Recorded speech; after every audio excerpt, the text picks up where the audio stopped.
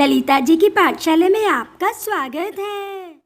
नमस्कार साथियों, ललिता जी की पाठशाला में आपका स्वागत है। और आज हम चर्चा करेंगे 12वीं कक्षा के फिजिकल एजुकेशन के छात्रों से अध्याय 4, जिसका नाम है दिव्यांगों के लिए शारीरिक शिक्षा और खेलकूद।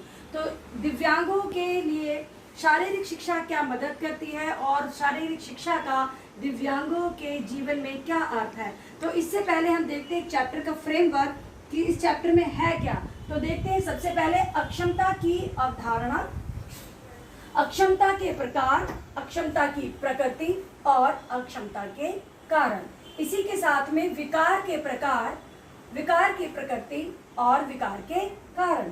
अक्षमता संबंधी शिष्टाचार, विशेष आवश्यकताओं वाले बच्चों के लिए फिजिकल एजुकेशन का क्या महत्व है और शारीरिक गतिविधियों को आसान बनाने के लिए क्या उपाय हैं।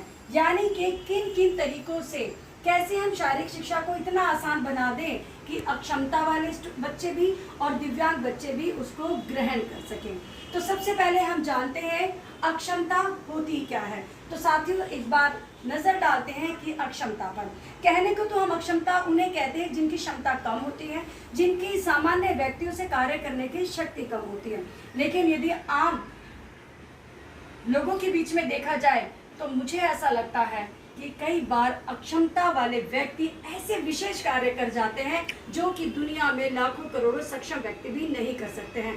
तो एक नजर डालते हैं जानने के लिए विशेष ग्रेट पर्सनैलिटी, जिसे हम कहते हैं किम के नाम से प्रसिद्ध है, जिनके ना हाथ है ना पैर है, लेकिन फिर भी वो ऐसे कार्य कर रहे हैं जो सक्षम और भरपूर शक्ति से लवरेज व्यक्ति भी नहीं कर पाते। तो एक दृष्टि पहले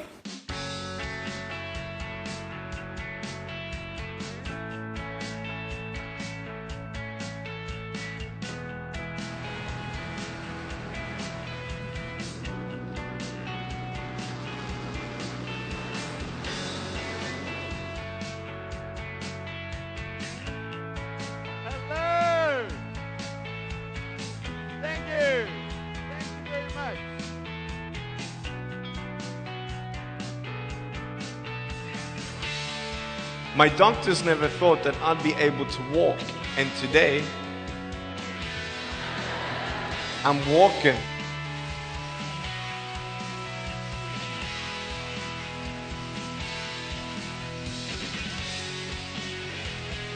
Don't be afraid of work, don't be afraid to try, don't be afraid to network, and don't be shy. Go out and try, and you never know who you may inspire along the way. प्यारे बच्चों, आइए सबसे पहले हम समझते हैं अक्षमता क्या होती है और विकार क्या होता है, क्योंकि जब तक हमें दोनों में अंतर समझ में नहीं आएगा हम इस अध्याय को समझने में थोड़ी सी कठिनाई महसूस करते हैं। तो सबसे पहले हम समझते हैं कि अक्षमता आखिर है क्या। एक बार इस पर नजर लगाएंगे। अक्षमता अर्थात क्षमता की कमी। अक्षमता का तात्पर्य किसी व्यक्ति की शारीरिक, मानसिक, बौद्धिक, विकासात्मक, संज्ञानात्मक, संवेदी या इनमें से किसी भी प्रकार की समस्या से है जो व्यक्ति की कार्य क्षमता को बाधित करती है। अक्षमता जन्मजात व किसी दुर्घटना के कारण भी हो सकती है। अक्षमता किसी व्यक्ति के जीवन काल में भी हो सकती है। और विश्व संगठन, स्वास्थ्य संगठन यानी कि WHO के अनुसार अक्षमता वह अवस्था है जिसमें व्यक्ति के कार्य करने की क्षमता कम हो जाती है। तो ये है अक्षमता, जिसमें किसी भी प्रकार के कार्य करने की क्षमता कम हो जाती है। अब हम दृष्टि डालते हैं विकार पर। अक्षमता को हमने समझा, अब हम समझते हैं कि विकार क्या होता है। विकार आमतौर पर मानसिक विकार से जोड़ दिया जाता है। विकार व्यक्ति के प्रदर्शन व दैनिक दिनचर्या में काम करने की क्षमता को बाधित करता है। कोई भी विकार शुरुआत में साधारण समस्या जैसा दिखाई देता है या प्रतीत होता है, लेकिन धीरे धीरे इसके परिणाम घातक होने लगते हैं। विकार का कोई समय नहीं होता, यह व्यक्ति को कभी भी प्रभावित कर सकता है। यदि विकार का सही समय पर पता नहीं चलता तो वह आगे चलकर अक्षमता में बदल जाता है। विकार जिसे अक्सर मानसिक संदर्भ में प्रयोग किया जाता है, शारीरिक, मानसिक, भावनात्मक और सामाजिक पहलुओं की असामान्य या गड़बड़ी वाली कार्य प्रणाली है। इसके आधार पर इसे मानसिक विकार, शारीरिक विकार, अनुवांशिक विकार, भावनात्मक विकार और कार्यात्मक विकार में श्रेणीबद्ध किया जा सकता है। तो आपको समझ में आया कि विकार अक्षमता की पहली अवस्था है। विकार कभी कभी होता है तो समझ में आता है कि कभी कभी होने पर उसका इलाज किया जा सकता है, लेकिन यदि विकार का कभी पता ही ना चले कब होगा, कैसे होगा, किस समय में व्यक्ति अपना मानसिक संतुलन खो देगा, कब व्यक्ति सामाजिक गड़बड़ियां करेगा, अपने संबंधों को बिगाड़ देगा, जब इस प्रकार की स्थिति आने लगती है और ये परिस्थिति बढ़ जाती है तो वो अक्षमता हो जाती है। फिर व्यक्ति कार्य करने की अपनी शक्ति खो देता है। अब हम देखते हैं कि दोनों में अंतर क्या होता है, तो देखते हैं एक बार और। तो अभी हमने जाना कि अक्षमता और विकार की अवधारणा को। अब हम एक चार्ट के माध्यम से समझते हैं एक साथ कि अक्षमता क्या होती है और विकार क्या होता है। तो एक बार प्यारे बच्चों इस चार्ट की ओर ध्यान दीजिए। एक बार हम ध्यान से देखेंगे, जैसा कि अभी इसमें लिखा है, अक्षमता एक दोष है जो किसी व्यक्ति की कार्य क्षमता को सीमित करता है। अब हम विकार को समझेंगे। विकार किसी व्यक्ति की सामान्य यानी कि दिनचर्या जो हमारी आम आदमी की होती है उस सामान्य कार्य क्षमता में होने वाली गड़बड़ी है। ये गड़बड़ी है काम को गलत कर देना, काम को ठीक से ना करना, काम से जी चुराना, और ये है उसकी शक्ति को कम कर देना। ये दोनों बातें हमें समझ में आई। अब आगे हम देखते हैं अक्षमता का संबंध अक्सर शरीर के अंगों से होता है, लेकिन विकार का संबंध मानसिक क्षमता से है। ये अंतर हम समझ में आ रहा है। और अब फिर एक और देखेंगे ध्यान से कि आंशिक अक्षमता, पूर्ण अक्षमता आदि, और बेचैनी विकार, मनोवैज्ञानिक विकार आदि ये विकार है और ये हमारी अक्षमता है। इस चार्ट के माध्यम से हम देखें, इस चार्ट की आप पिक ले सकते हैं, और यदि एक नंबर का क्वेश्चन भी आ सकता है कि विकार और अक्षमता में अंतर बताएं, तो ये उतना ही काफी है। अभी हम आगे चलते हैं अक्षमता की ओर। तो बच्चों एक बार देखते हैं अगला टॉपिक। अभी हमने समझा अक्षमता की अवधारणा। मुझे उम्मीद है कि आपको चार्ट के माध्यम से अक्षमता और विकार में अंतर समझ में आया होगा। आया? हाँ। अगला हम देखते हैं अक्षमता के प्रकार, अक्षमता की प्रकृति और अक्षमता के कारण। प्रकार और प्रकृति मुझे लगता है तकरीबन एक ही अर्थ होता है। तो सबसे पहले एक चार्ट और बनाया गया है, देखिए खूबसूरत सा चार्ट, जिसका मुझे लगता है 3 नंबर का भी क्वेश्चन आ सकता है कि अक्षमता के प्रकार बताइए, अक्षमता के कारण बताइए, और 3 सर्कल में इस तरह से इसको प्रदर्शित किया गया है। गौर से देखें, खूबसूरत ग्रीन कलर में ब्लैक पेन से बनाने का प्रयास किया, उम्मीद है आपको समझ में आएगा। अक्षमता के प्रकार, अक्षमता बौद्धिक, संज्ञानात्मक और शारीरिक। 3 अक्षमता के प्रकार हैं। जी हाँ, बौद्धिक, संज्ञानात्मक और शारीरिक। तो सबसे पहले बौद्धिक को समझेंगे कि बौद्धिक अक्षमता क्या होती है। तो चार्ट के माध्यम से जैसे कि पॉइंट डाल के बताया हुआ है, बौद्धिक अक्षमता सबसे पहले स्नायु विकार। स्नायु हम सब जानते हैं, सेंट्रल नर्वस सिस्टम, मस्तिष्क में कोई ना कोई विकार हो रहा, स्नायु विकार।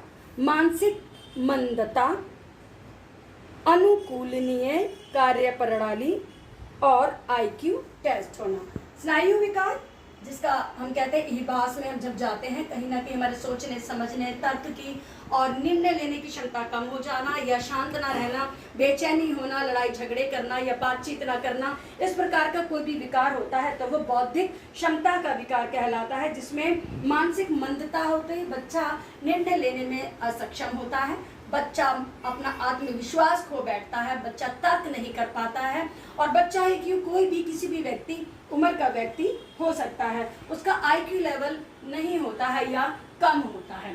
अगला हम देखें संज्ञानात्मक, इसको ध्यान से हम समझ लें। संज्ञानात्मक भी मानसिक, सोचने, तर्क करने, जानने, समझने और दिनचर्या को ठीक से ना कर पाने की स्थिति संज्ञानात्मक एक प्रकार का अक्षमता का प्रकार है। 3 मैंने बताए हैं, सबसे पहले बौद्धिक, दूसरा संज्ञानात्मक। मिलते जुलते ही हैं क्योंकि ये अक्षमताएं हैं। और जब मानसिक विकार होता है, जब व्यक्ति सही निर्णय नहीं ले पाता, कार्य नहीं कर पाता, तो उसी ही कारण से उसके कार्य करने की शक्ति कम हो जाती है। तो इसका अगला देखते हैं कि सोचने समझने की शक्ति नहीं होती, उसको सोचना क्या है नहीं समझ में आता है, वो तर्क नहीं कर पाता है, कुछ चीज़ जानने की जिज्ञासा नहीं होती है, या उसे समझने में कोई इंटरेस्ट नहीं होता है, और दिनचर्या के जितने भी कार्य हैं उन्हें करने में वो असक्षम होता है, या मंदता से करता है या नहीं करता है। इस प्रकार की कई सारे लक्षण दिखाई देते हैं। अगला हम देखते हैं शारीरिक अक्षमता का प्रकार। अगला है शारीरिक अक्षमता। तो देखिए शारीरिक अक्षमता क्या होती है। शारीरिक अक्षमता अंगों में क्षति, नेत्रहीनता, बहरापन, अस्थि पंजर में टूट फूट, ये इस प्रकार की शारीरिक अक्षमता है। या तो ये एक्सीडेंट से हो सकता है, जन्मजात हो सकता है, वंशानुक्रम हो सकता है, माता के गर्भ में सही प्रकार से डाइट ना लेने के कारण हो सकता है, या कोई भी व्यसन यदि माता गर्भ में लेती है तो इस प्रकार के विकार हो सकते हैं, या माता गर्भ में जब बालक होता है बहुत तनाव में होती है तो भी इस प्रकार के कई लक्षण बालक में दिखाई देते हैं, ऐसा हो जाता है। तो अभी बड़े ध्यान से हमने समझा 3 प्रकार के बौद्धिक हमारे मानसिक है, संज्ञानात्मक सोचने समझने तर्क की, और शारीरिक अंग ना होना, हाथ पैर ना होना, आंखें ना होना, बहरापन होना, या लिसनिंग जो इम्पेयरमेंट होती है, सुनाई ना देना, इससे भी शक्ति कम हो जाती है। सामान्य व्यक्ति से उसकी शक्ति कार्य करने की कम हो जाती है। कारण मैंने अभी आपको बताया, लेकिन एक बार फिर भी अक्षमता के प्रकार के साथ ही हम देखते हैं अक्षमता के कारण। अक्षमता के कारण क्या हो सकते हैं, तो आइए एक बार गौर से इधर देखें। कोई दुर्घटना हो जाना जिसमें कोई अंग का भंग हो जाना, अस्थि टूट जाना, नेत्रहीनता, मानसिक विकार, सर पर चोट लगने से कई बार बौद्धिक क्षमता बहुत कम हो जाती है। मोटापा, देखिए कितनी बड़ी बात है, जैसा कि तीसरे चैप्टर योग में आया था, मोटापा को दूर करने के उपाय, उसके कारण और बहुत सारा निवारण भी बताया गया था। तो मोटापा के कारण भी इस प्रकार के लक्षण दिखाई दे सकते हैं। तो सभी साथी जिनका वजन ज़्यादा है, जो ओबीज है, कृपया ध्यान दें, क्योंकि वो भी उनका आत्मविश्वास कम होता है, वो डिप्रेशन के शिकार होते हैं, उनका सामाजिकरण कम हो जाता है, और इसी प्रकार से उनके कार्य करने की शक्ति भी कम हो जाती है। अगला हम देखते हैं संक्रमण हो जाना, किसी प्रकार का संक्रमण यानी कि इन्फेक्शन हो जाना, जिसके कारण दवाइयाँ लेनी पड़ती है, ऑपरेशन भी हो सकता है, या इन्फेक्शन के कारण मानसिक क्षमता कम हो सकती है, मानसिक विकार हो सकता है, सोचने समझने की शक्ति कम होती है, संबंध खराब होने से उनकी सामाजिकता पे भी प्रभाव पड़ता है। अनुवांशिक हो सकता है, जैसे कि माता पिता को यदि समस्या है इस प्रकार की, तो संभवतः हो सकता है कि उसके बालक को भी हो जाए, नाना नानी को हो जाए, या खानदान में वंश में किसी को भी हो जाए। इस प्रकार का विकार या अक्षमता होती है तो स्वाभाविक है कि बालक में भी ऐसे लक्षण दिखाई दे सकते हैं। इससे अगला देखेंगे समय पूर्व प्रसव। जी हाँ, जैसे बालक हम कहते हैं कि 9वें या 10वें महीने में बालक इस धरती पर आ जाता है, लेकिन यदि बालक 6ठे महीने में, 7वें महीने में, 7.5वें महीने में आता है, जिससे कि बालक का पूर्ण विकास और पूर्ण वृद्धि ना होने के कारण बालक में कहीं ना कहीं अक्षमता हो सकती है, शारीरिक भी हो सकती है, मानसिक भी हो सकती है, तो ये भी एक अक्षमता का कारण हो सकता है।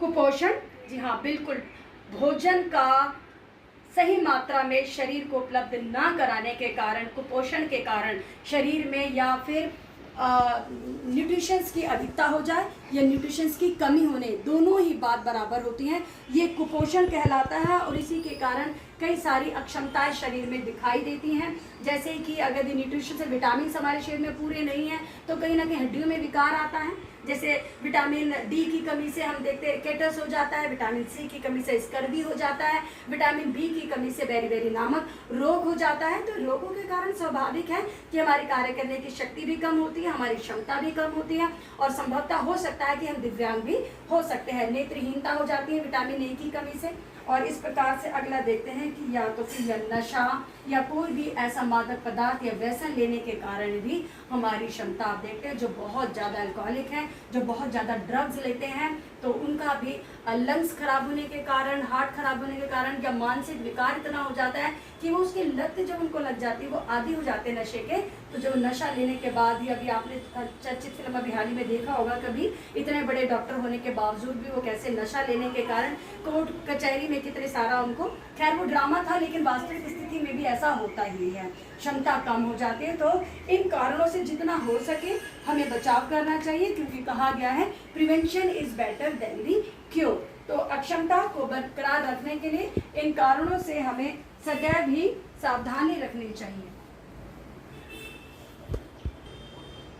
तो बेटा हम अभी पढ़ रहे थे कि अक्षमता के प्रकार, प्रकृति और कारण। उम्मीद है आपको समझ में आया होगा। मैंने 2 चार्ट पेपर के माध्यम से आपको समझाया। स्क्रीनशॉट लें और उसे ध्यान से देखें। अगला देखते हैं, आइए अगला चलते हैं, विकार के प्रकार, विकार की प्रकृति और विकार के कारण। जो हमारा एक मुख्य अध्याय है 4, जो उसकी भूमिका है विकार। ये विकार एक लंबा प्रक्रम है जिसे हम समझेंगे अगली कक्षा में। ललिता जी की पाठशाला की अगली कक्षा का जो मुख्य उद्देश्य रहेगा वो विकार के प्रकार, विकार की प्रकृति और विकार के कारण, जिसमें हम समझेंगे ADHD, SPD, ASD, ODD और OCD। तो अगली कक्षा में हम जानेंगे क्या होता है ये सब और किस प्रकार से इसके कारण और निवारण हो सकते हैं और इन सब में किस प्रकार शारीरिक शिक्षा अपना योगदान देती है। तो इसी के साथ आप बने रहिए ललिता जी की पाठशाला में। और मेरे प्रिय दोस्तों, मेरे प्यारे बच्चों, सभी प्यारे फिजिकल एजुकेशन के टीचर, ललिता जी की पाठशाला के चैनल को सब्सक्राइब कीजिए, उसमें बेल है उसे बजाइए ताकि आप तक ये सारी इंफॉर्मेशन, चैप्टर्स, क्वेश्चंस, आंसर सब आप तक पहुंचे। इसी के साथ में ललिता जी की पाठशाला के साथ आप बने रहें। आपका शुक्रिया, आपका धन्यवाद, नमस्कार।